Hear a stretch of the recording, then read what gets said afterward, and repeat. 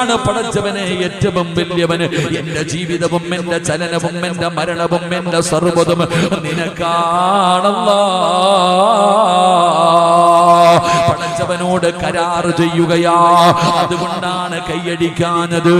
ഈ പ്രപഞ്ചത്തിന്റെ അധിപനായ പടച്ചറപ്പിന്റെ മുന്നിലാണ് അവൻ നിൽക്കുന്നത്. അതുകൊണ്ട് പടച്ചവനെ നമസ്കാരം കഴിഞ്ഞോ. എല്ലാവരും ഓടുകയാണ്, എല്ലാവരും ഓടിക്കൂടുകയാണ്. മഹാനായ ഉമർ ഇബ്നുൽ ഖത്താബ് റളിയല്ലാഹു തആല അൻഹു അതാ രക്തത്തിൽ കുളിച്ച് കിടക്കുകയാ. എല്ലാവരും അടുത്തു വന്നു, എല്ലാവരും അടുത്തു വന്നു. ഉമർ തങ്ങളെ വിളിക്കുമ്പോ ഉമർ തങ്ങൾ ഉണരുന്നില്ല.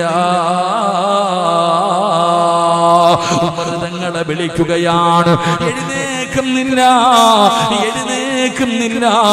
സ്വഹാബത്തിന് വലിയ വിഷമമാവുകയാണ്.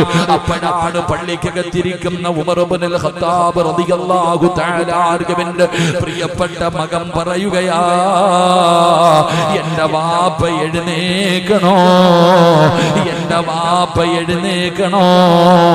ഞാൻ പറയുന്ന ഒരു കാര്യം ആരെങ്കിലും ആ ചെവിയിലൊന്ന് പറഞ്ഞു കൊടുക്ക്. എന്റെ ഉപ്പാന്റെ ചെവിയില് ഞാൻ പറയുന്ന കാര്യം നിങ്ങൾ ആരെങ്കിലും ഒന്ന് പറഞ്ഞു നോക്ക്. ഉമർ തങ്ങളുടെ ചെവിയില് എന്തേ പറയാ പറഞ്ഞു കൊടുത്തത് എന്തെന്നറിയുമോ?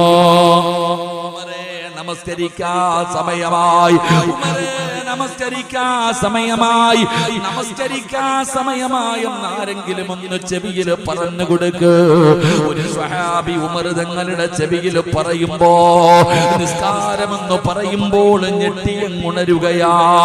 ഒന്നാമത് ചോദിച്ച ചോദ്യം എന്തെന്നറിയോ? സ്വഹാബാ, നിസ്കരിച്ചോ സ്വഹാബാ, നിസ്കരിച്ചോ സഹാബാ.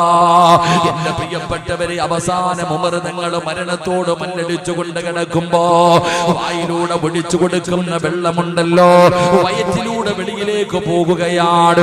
പടച്ചവനെ, മരണത്തിന്റെ അവസ്ഥയിൽ കിടക്കുമ്പോ എല്ലാവരും അടുത്തു വരുന്നുണ്ട്. ഉമർ തങ്ങളെ സമാധാനിപ്പിക്കുകയാ, ഉമർ തങ്ങളെ സമാധാനിപ്പിക്കുകയാ. എന്നിട്ട് എല്ലാവരും ഇങ്ങനെ പിരിഞ്ഞു പോകുമ്പോ യുവത്വത്തിന്റെ നടുവിലൂടെ നടന്നു പോകുന്ന ഒരു ചെറുപ്പക്കാരെ കടന്നു വരികയാണ്.